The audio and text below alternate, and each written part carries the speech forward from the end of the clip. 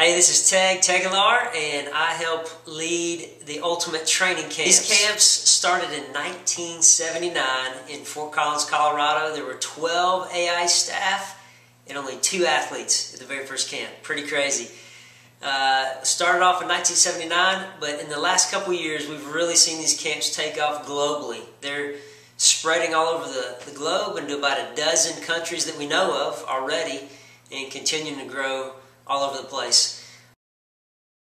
I think one of the reasons these things grow is because of the elements involved in what the camps are.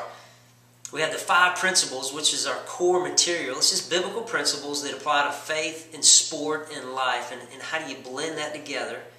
So we take those 5 principles, we talk about them in the classroom, then we go out on the field, we apply it through a sport, and then at the end of the camp we take 20 hours and put the athletes through the special, which is just the pressure cooker. It takes the classroom stuff, the stuff they've learned on the field, and puts it together and adds a bunch of heat. And it just intensifies and brings all their junk to the surface and really helps them see what does it mean to compete with Christ, with you, on the field, in the competition, not just on the sideline, not just leaving Jesus out here. So I think that whole mixture of the biblical truth as well as the experience of the special are the thing that internationally and globally are just grabbing a hold of people.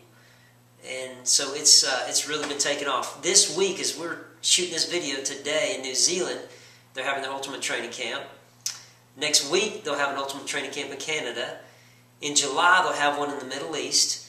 And then we've got one in August coming up in Australia. And here, the Australia one's pretty cool. I was over in New Zealand and Australia for a couple of years helping launch these camps, and I met a guy named Mike Foxall. We called him Foxy. And he's a wheelchair athlete. He came through the camp, loved it, it changed his life. As a result of that, he came on staff with Athletes in Action. This summer, in a month, we'll be in Colorado launching our camp. He's going to come to Colorado and spend 2 weeks with us just to watch how we run the entire camp, so that he can go back to Australia and help continue to expand those camps all over Australia.